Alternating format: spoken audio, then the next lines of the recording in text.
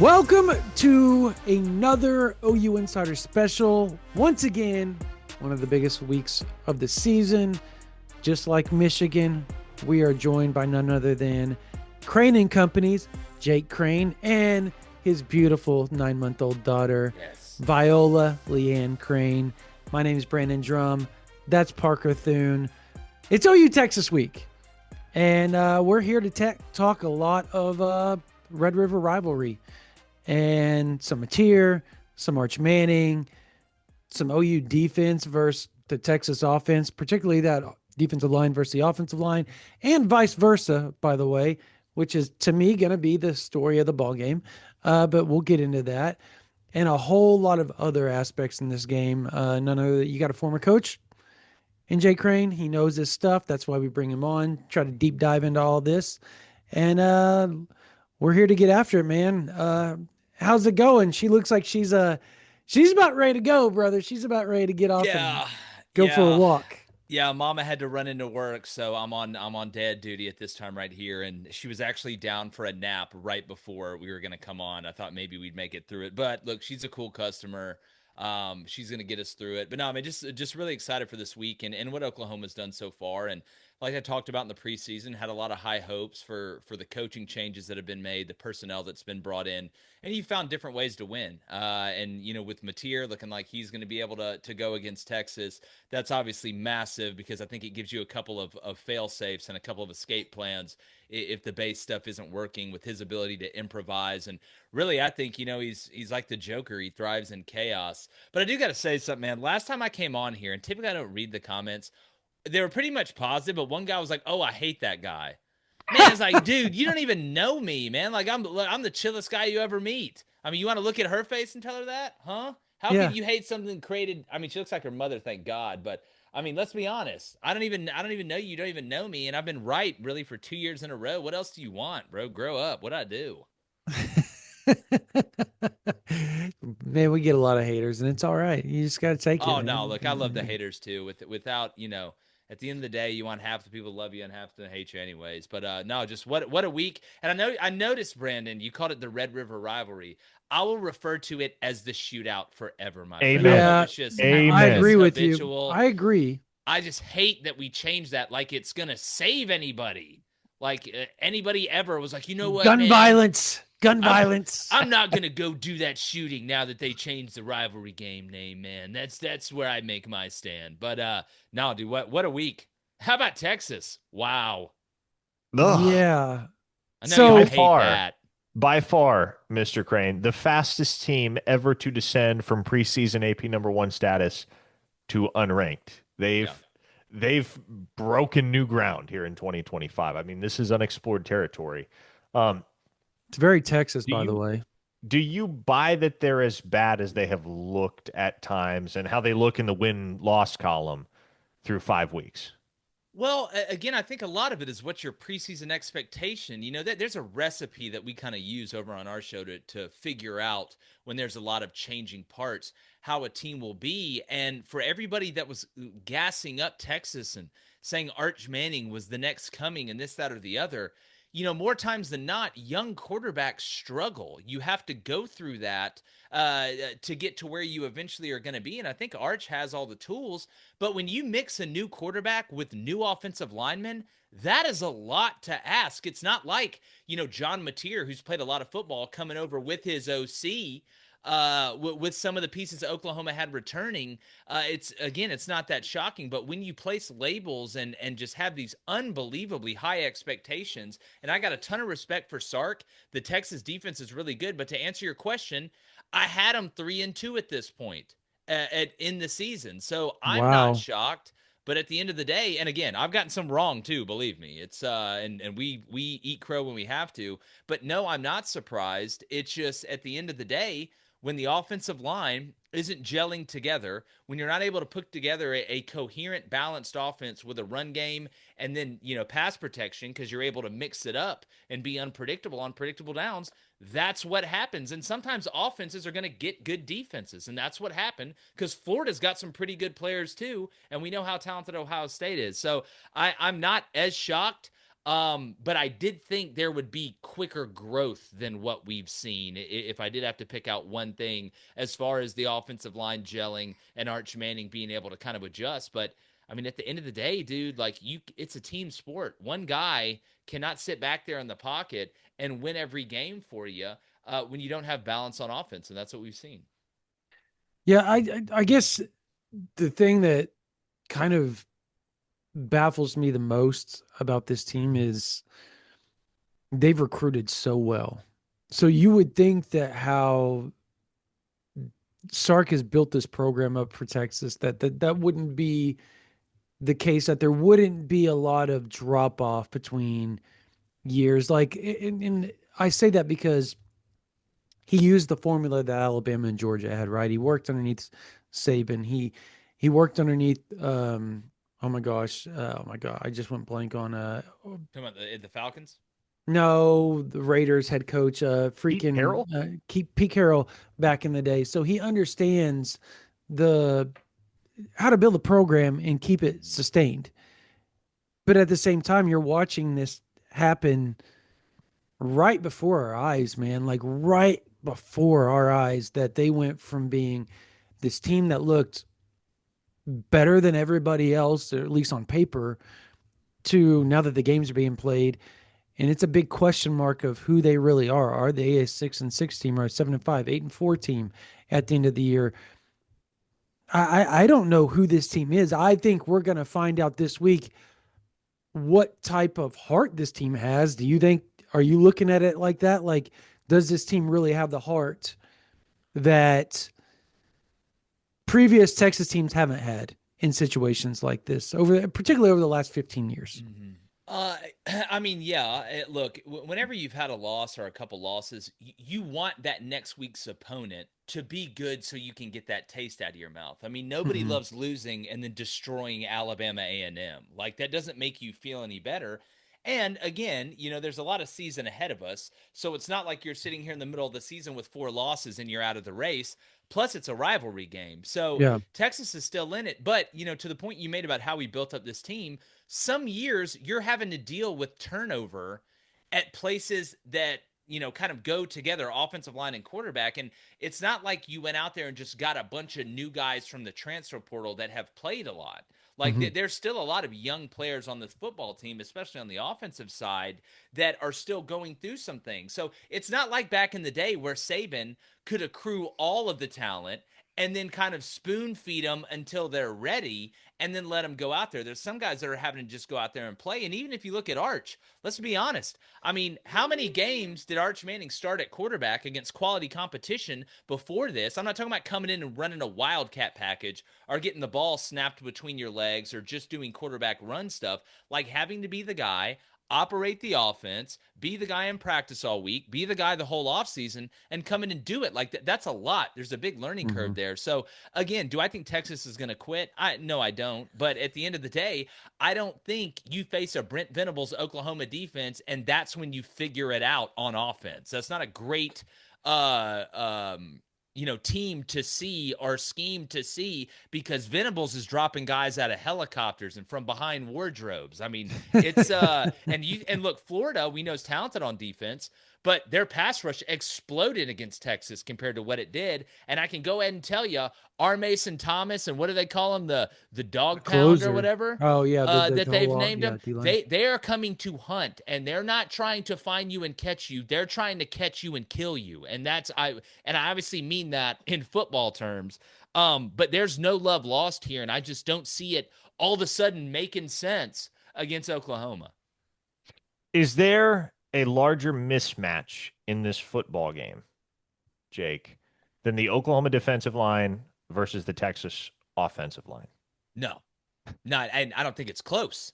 I don't think it's close. Now, I think you could sit there on the other side and say, when you look at the way that Oklahoma from a running game standpoint, yeah, baby, you're right. Going against Texas, that you'd give the advantage to Texas on the defensive line. But when you compare the advantage Texas's defensive line has over Oklahoma's offensive line, and there have been injuries. We know about Everett. Obviously, losing your center's tough.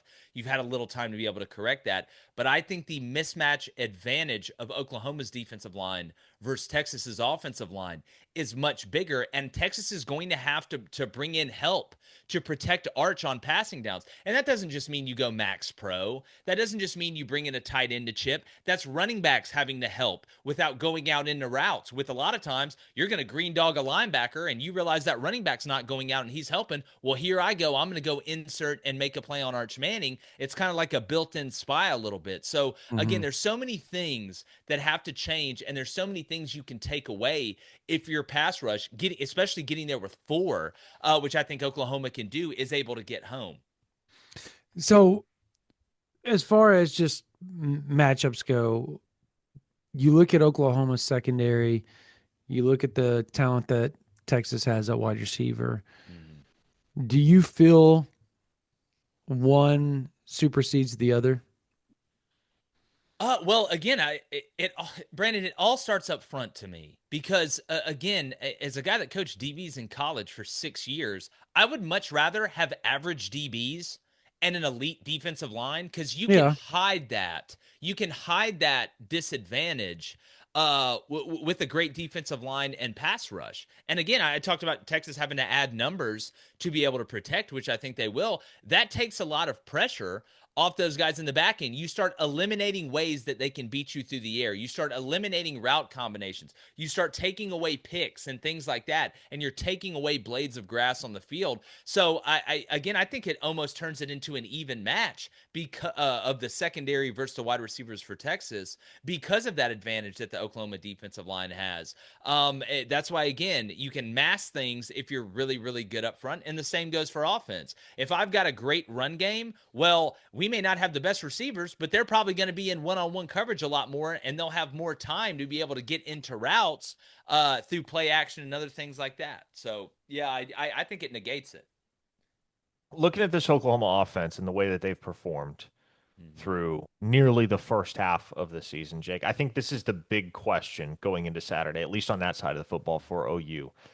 Can they do enough to win the game if John Mateer is either unavailable or not 100%, not at his best?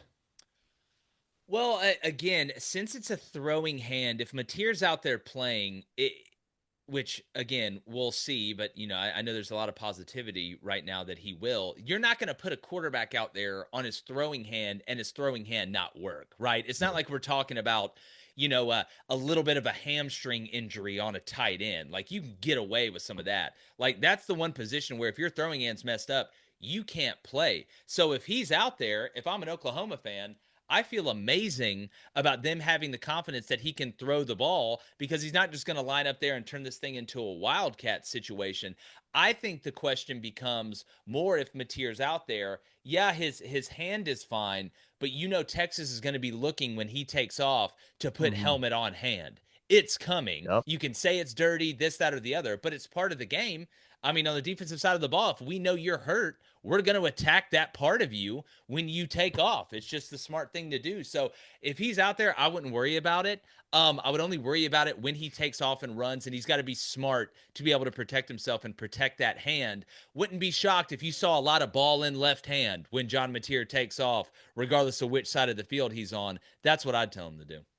So, if it is Hawk, let's just say theoretically it's Hawkins. We feel it's going to be Mateer at this point, but let's say theoretically it's Hawkins, or Mm-hmm. hypothetically it's Hawkins. If you're Texas, and I know Sark was asked this question, and he said we're going to prepare for Mateer. Do you think he says that because there's not a whole lot of difference between both players? And if there is a difference between Mateer and Hawkins in their game outside of the mental aspect of it, outside of Mateer obviously understands Arbuckle's offense far better than Yeah. Hawkins at this point. He's been in the offense for 3 years. There's really a huge disadvantage there. And I think everybody understands that. And I think Hawkins understands that. He's still learning that as he Yeah. goes. Um, what do you see the difference is between them if you were going to prepare for it defensively as a Texas defensive coordinator or defensive coach?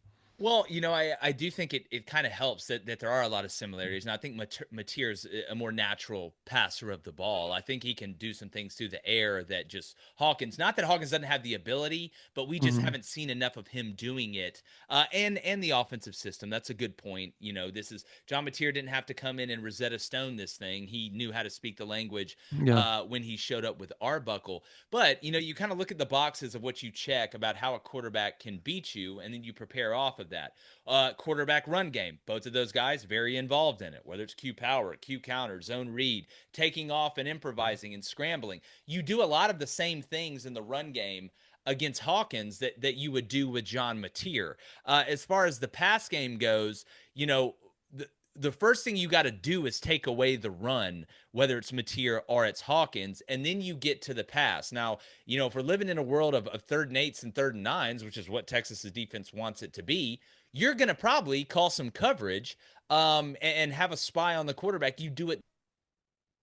I actually think, even though Mateer's a better player, stylistically, there's really a lot of the same preparation that goes into it. So I think you could prepare for Hawkins and do about 90% of the same things you would do against Mateer and vice versa. Maybe the only difference is when they do get in passing downs, there's some throws that John can make, I think, that, or at least is willing to attempt to make as well, that Hawkins just isn't at that point yet. So, to answer your question, I think you prepare very similarly for both, which does make it easier. But it's a compliment to Oklahoma that you got two guys that can do some things outside the box and inside the box.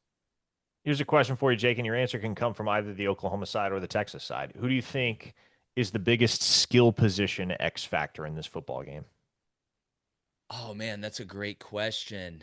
Um, Skill position. I would say. I mean, Kanak's good to go, right? Yes, he's Hmm. yeah, he's fine. That's I think, especially if Mateer plays, that's a security blanket. He's the guy. If you watch John, when he knows pre-snap that there's a shot he's going to take down the field, we know who it's going to. It's Yeah. and it's not Connect, but when it's like, oh no, I got to get into my second read, or oh no, this route, or not oh no, but this route combination doesn't have a vertical element to it, and it's an important down. That's where he's going. I mean, look when you want to know who trusts who.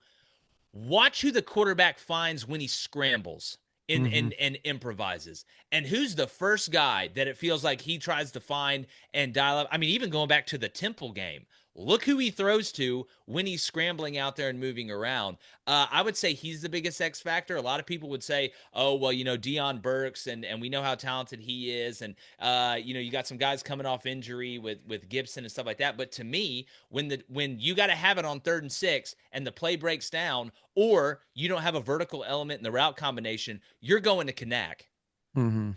Yeah, I guess as far as Arch Manning goes,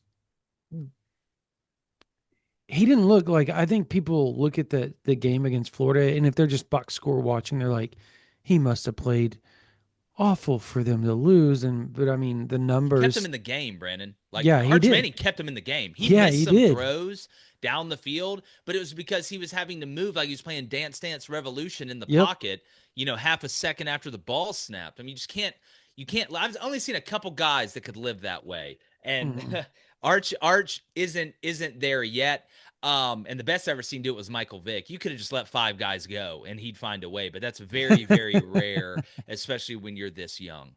Yeah, Joe Burrow in the NFL right now, I think is the other guy you look at and you're like, yeah, it doesn't matter who. Yeah, or Josh Uh, Allen. I know they yeah, just Josh lost, Allen. but Yeah, Josh can do it. I would throw Baker in that category. Baker, He the hasn't had overachiever. the overachiever. Yeah. But yeah, I guess like I said, people watch. They're just box score watching. Like, oh well, he must play bad. He had those two interceptions. He also threw for like 345 yards and two touchdowns. So like, and as you said, he kept them in the game. The problem with Texas, I see, and you tell me if I'm wrong here, from the coach's perspective, they have to take shots down the field. They live on shots down the field. That's kind of Texas's MO is they want to stretch the field, stretch the field, stretch the field. With the way that Manning has been being hit, with the fact that Oklahoma has the best pass rushing defensive front in all of college football,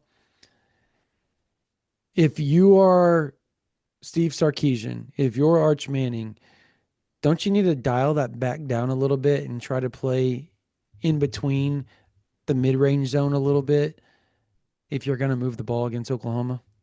Well, it all starts with a lot of what look, the common misconception is that Sark and Lane Kiffin and Heupel and all these guys just want to throw it just 90% of the time. They really want to run it. Like they They do. understand the importance of running it. And a lot of what Sark has hit down the field at Texas, go back and watch, is off of the run game.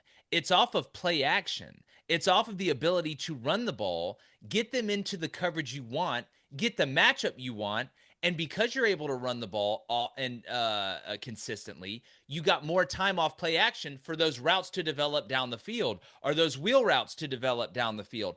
And he hasn't had that. So to answer your question, Brandon, yes, but I think the way you have to do that, and look, Sark is, you cannot like him this out of the day. He's a really smart offensive mind. Like you can, again, say what you want about him, but the dude knows what he's doing offensively. And sometimes it doesn't look like that, but it's like that for everybody.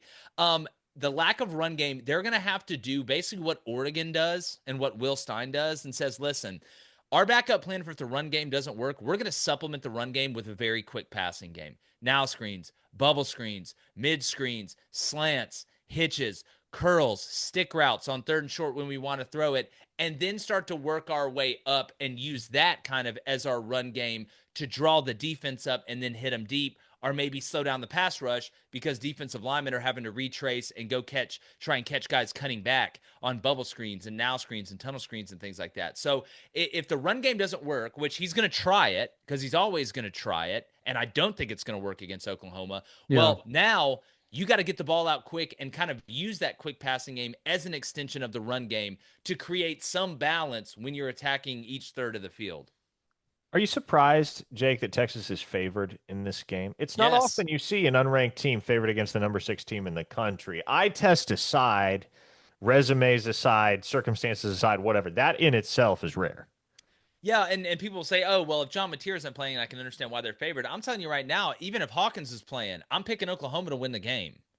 Why and again, it's not as much about me thinking Oklahoma is going to sit there and score 38 points, is I think, like we said earlier, the biggest matchup advantage, and it's crazy to say this against the Steve Sarkisian coach team, is the Oklahoma defense versus the Texas offense. I'm trying to figure out a way in my mind, if everything consistently goes like it has been, and it typically does in this sport, especially when you're playing against elite competition, how Texas is going to score 20 points. Mm, Because Oklahoma's better than Florida on defense. Florida's yeah. really, really good on defense, right? Especially the front seven. But Oklahoma, to me, is better. It's a neutral site game, obviously not a road game, not a home game. But I'm just not seeing a world in which Texas is going to be able to score 20 points at least. So I am surprised that they're favored, and I love it. I hope they're favored by a lot because I'm gonna take Oklahoma for plus money straight up on the money line, and so She is Muffin, agrees. and we Yeah. may go get another Build-A-Bear because of it. Yeah. So I guess the question I have follow that up is how in the hell did that even happen? Like how is Texas outside of the material situation? How? Like watching Texas this year, watching Oklahoma, how is Vegas that confident Yeah. in Texas still? Well, it's either one of two things. It's either one big math problem and algorithm, which they don't watch the games. You just put the numbers in there and it spits it out. And let's be honest, they're right a lot. They Like are. that's the scary part. It's because they're right more than they're wrong. That's why they make all this money. And you see all these commercials on TVs and you see all the lights in casinos and stuff like that, and all the money that gets spent in there. Or like my brother thinks, they have two clairvoyants with their ponytails tied underneath one of the casinos that they hide, and they just ask them, like the time where Leonidas went up and asked if he could go to war during the Carnea. Like they got some oracles up there or something dancing with some dust around them or whatever. But either way, I'll be honest with you, like when the Virginia Florida State spread came out, we looked at it and we were like, what? How is FSU only a 7-point favorite against Virginia? Well, not only were they were actually wrong. They gave FSU too much credit. So it worries me when I think something is going to happen that Vegas doesn't have, But at the end of the day, there's times where, your gut is right and they're wrong. Mhm. And they were sure as hell heck wrong about Penn State and UCLA. I can promise you that.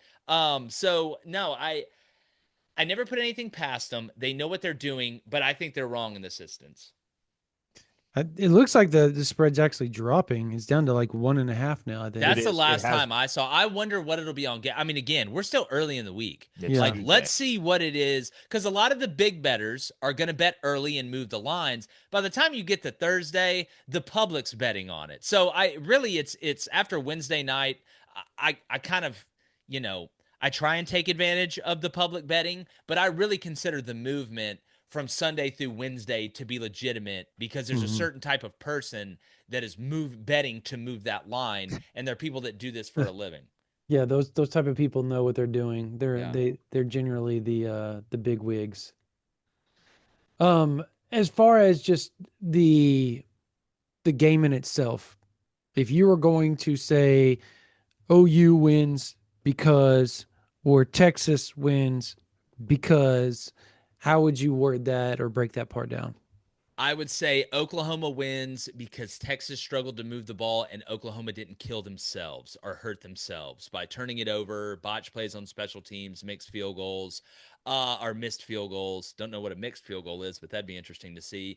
As far as Texas, I would say Texas won because they let Oklahoma beat themselves and they didn't try and force too much offensively. To be honest with you, the lower scoring game, the better for Texas. Like the lower the score, the better chance they have to win. If Oklahoma gets, like I said, to 20, I think Texas is in a lot of trouble. But, you're kind of battling two things. I know Brent knows this. He knows that if they go out there and play clean and they don't turn the ball over, they're going to have a really good chance to win. But you don't want to let that you don't want to become so conservative that you don't take advantage of your opportunities when you get them, or that you're so worried about making a mistake that you don't let your guys go out there and play somewhat free. So again, in a defensive game, which is what I think this is going to be, most of the time the turnovers are going to be the tell of the tape. So that's how I would put it for each. We'll let you get back to dad duty before too long here, Jake, but I would like to hear your thoughts now that we've kind of focused on specifically this game from a number of different angles. Zooming out, big picture. Obviously, it has to start this weekend if and when he plays, but how do you feel about John Mateer's candidacy for the Heisman Trophy? How it's been affected by the absence in the Kent State game, and what's still in front of him that could continue to elevate him not only into contention for a seat in New York City, but the hardware itself? Okay, that's a great question. I think, again, if we're gonna go this route, I'm gonna go the route of that Dante Moore keeps playing well, that Fernando Mendoza keeps playing well, that, let's just say, all the other guys keep playing pretty well. If that happens, then Oklahoma's probably gonna have to go daggum near undefeated for Mateer to win the Heisman after missing this time. Because again, you can't blame him, but you also can't blame the other players. Like, it's not their fault that he got hurt. It's not his fault that he got hurt. It's just one of those things that happen, and you got to live in reality. Now, if a lot of guys start to fall off or they start to struggle, which could happen. I mean, heck, look at the Heisman final, or the Heisman favorites now compared to the start of the season. I mean, we've seen a huge drop off. But if guys continue to play well, Oklahoma's going to have to probably win out, and he's going to have to really, really ball Hmm. in these big games. And he could do that. It's a possibility. It's possible for Oklahoma, but I'm going to go and say I think it's very unlikely now that he's able to. So many things have to go right that are out of his control. I think it's pretty unlikely. But at the end of the day, look, Heisman's are great. That all that stuff is great. Oklahoma, y'all got a ton of them. Y'all practically invented the award. But at the end of the day, it's about winning the games. And I'm sure John Mateer and these players and this coaching staff would much rather win a championship trophy than a Heisman Trophy. You'd love to get both, but I know which one matters the most, and it's about John Mateer being healthy. So at the end of the day, you have the best chance to go win it all. So you essentially you think if he plays this week and he plays against Ole Miss, he plays against obviously Alabama. Say they beat Alabama, I you would think that he would be back up in that mix right at that point. Like that would be the thing that had to go right for them, right? Yeah, he'd be back up in the mix. The question just becomes, like, if Dante Moore and them keep balling, like it's gonna be hard for Dante Moore not to win this thing. And I mean, they're obviously facing off Hmm. against Mendoza this week too. But again, it is so many other things have to go right for him to win it. And that includes him being almost perfect, which Hmm. is really, really tough. And you're playing and the offensive line's got to play better if he's going to Yeah. win it. Let's be honest. Like if the O line doesn't start playing better, then forget the Heisman. It's about, can you grind out and survive some of these games while they try and get to an elite level to match his play and to Right. match the defense's play. So he'll be in the conversation if that happens. I just don't think he's going to be the favorite for a while, if ever again. This has All right. been an impressive balancing act from you. Yes, it has. A very impressive She's easy, balancing act. baby. Great baby. Super Last happy. question for you from me, at least. It's like When we're done after this. He needs when to go do daddy when are duty. you going to make your first pilgrimage to the Cotton Bowl for OU Texas? Dude, I want to so bad. Here's the problem that I run into. One, and it's not a problem. She's the best thing ever. We have her and my He's like, wife. let me reword this. We're here. Close your ears. Let's start over. But the bigger problem is like I've got to watch all the games. Like I'm a Yeah. routine person, and the way that I watch the games is just I'm not saying different like I'm special or something, but I have a certain way that I have to watch them. There's 11 hours that go by where I stand up in front of the four box and I just take mental notes of what is going on. And I can't just go to a game and be like, man, that was great. I'd love to go to Norman. I wish I could find a way to do it. Maybe I have to have a similar setup than I do here. But man, I've got to watch it all because one, I got to talk about it the next day and really instantly react to the games like we do on Saturday, like we'll do for Oklahoma, Texas.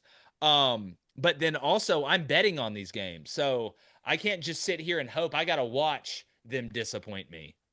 Yeah, I feel you, man. The whole disappointing thing. I'm that way about NFL. So I have to Yeah. watch everything. I love just sitting I there just and just bet kind of touchdown processing scores in the everything. NFL because it's so hard. That league is so hard to bet spreads and totals. Like we do really well in college football. I mean, well, yeah, yeah. We do pretty well, but it's I want to win every bet, so I get a little bit greedy. Do you have have you already put your pick? You already put your pick out, right? For this Are game, you, yes. well, we're gonna do it on Wednesday Okay, then with don't Will do it with Kane. us. Yeah. Is coming on. I watched the preview and I couldn't remember if you said whether your pick or not because um No, but you already know now. yeah. Kind of let the cat out of the bag. It's all good. It's all good. This won't be out till tomorrow anyways on a Oh, Wednesday, perfect. so you're good to Yeah, go, so brother. check out Crain and Company prediction show today with Will Kane, where you don't know who I picked, but deep down you really do. Isn't that right, Muffin? Tell him. Well, we want to thank Jake Crain, Viola Crain, for Wait, coming on with wait. us today. Did you wave? Say bye. Special guest, the cameo from the little one. She just learned how to wave. Hold on, she's gonna do it. There we go. Look at that. There it Yeah, is. bye. That is Thank you awesome. Bye, guys. Yep. Viola. Bye. Yep. Appreciate it, Appreciate boys. y'all. Hey, thanks, Jake, for coming on with us. That's going to do it for this special edition of the OU Insider OU Texas Talk with Jake Crain. You all have a blessed day.